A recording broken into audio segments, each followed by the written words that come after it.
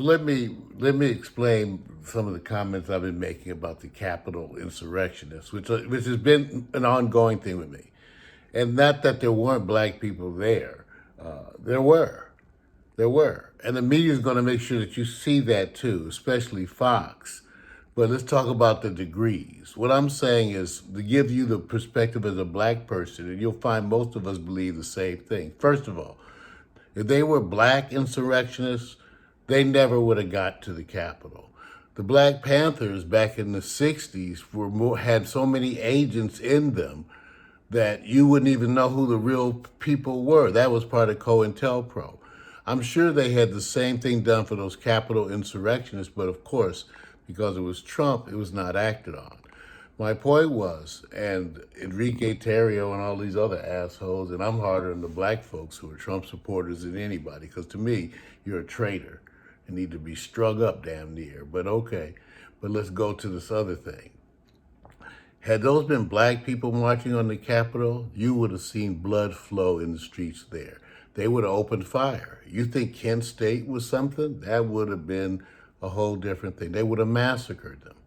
Then the ones that out of how many thousands of people were part of that?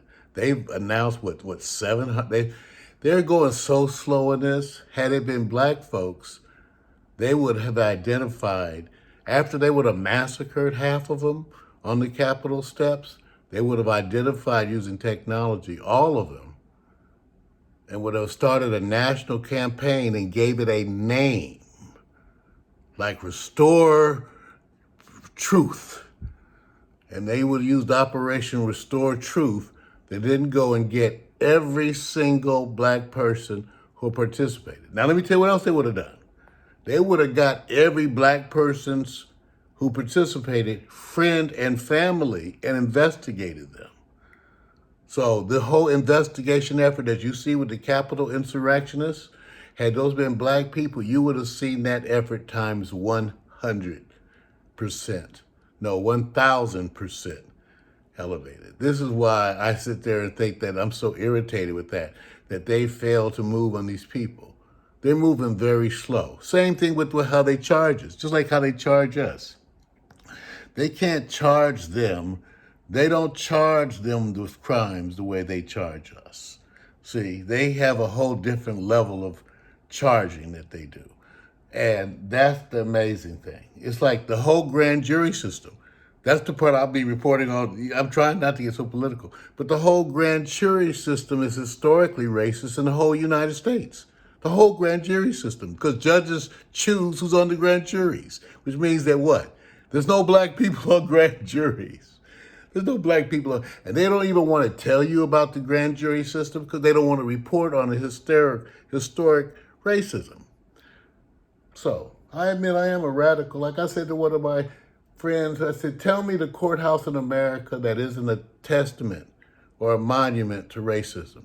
Show me the courthouse in America that hasn't been just like the slave auction block. Show me the courthouse in America where they haven't systematically destroyed my people from the beginning. Every courthouse means that to me.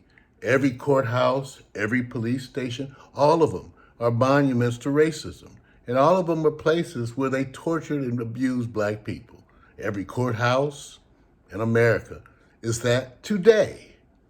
So my issue with these political processes is that whenever it's something that's us, it seems to move so fast and so furious and get not only the people who did it, but also affect anybody who might even be perceived as supporting them in any way.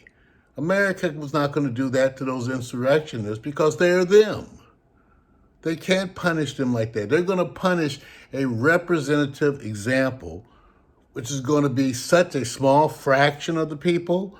Like, they're going to prosecute, I don't know, 100 people, 200 people out of 5,000. See, this is what irritates the shit out of me. They're not going to do anything to them. Not to most of them. And how about all their friends back home who chipped in for the trip and supported them? Because if they had been black, they would go back and get them.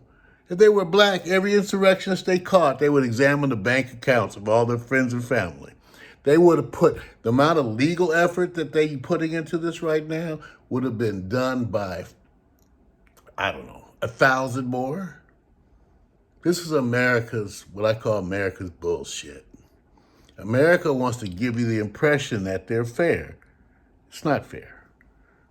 It's even no matter what they say, it's just the way they have to say it. They cannot come. It's like the reason Americans can't say genocide when it comes to Native Americans. They can't say it. They can't say it because they can't confront themselves with that honesty. That is a degree of honesty that this country has never, ever even taken the most menial steps toward. So that's my issue with the insurrectionists. Not that, again, that there weren't black people involved, because there's some idiot-ass black people out there. I had to kick a bunch of them off my Facebook account, and they still exist to this day. Some of my long-standing friends are the most disappointing things in my life because they're still Republicans. Do you believe that? I got some friends right now that are still Republicans this day. Cowards, disgusting, and they don't think that I should be angry with them. But I am. So, my issue with the insurrectionists is just that. So Enrique Tarrio, who I'm sure has like I said, you heard some of the stuff about him. These people are known to the U.S. government. Been known. Okay? You're just getting a glimpse. They always know what's going down.